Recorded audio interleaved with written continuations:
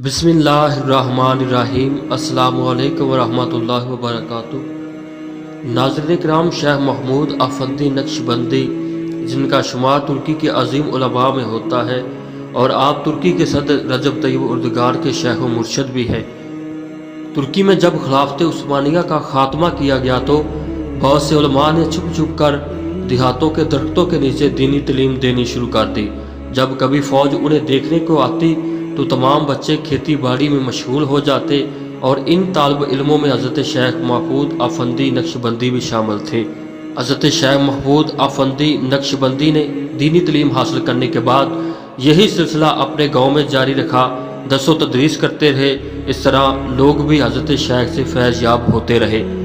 तुर्की में जब खिलाफत उस्मानिया का खात्मा किया गया तो वहाँ के बानी कमाल अतातुर्क ने दीनी तालीम पर जब पाबंदी लगा दी तो हज़रत अफंदी अपने तलबा को उंगलियों के इशारे पर पढ़ाते रहे और अल्लाह ताला ने भी हज़रत अफंदी के हाथों पर मुकम्मल दीनी निसाब रख दिया। आपने कई एक किताबें भी तसनीफ़ की और कुरान पाक की तफसीर भी लिखी जो कि तुर्किश ज़ुबान पर मुश्तमिल है और उसे तफसीर रूहुल फुरकान के नाम से तबाह किया गया है।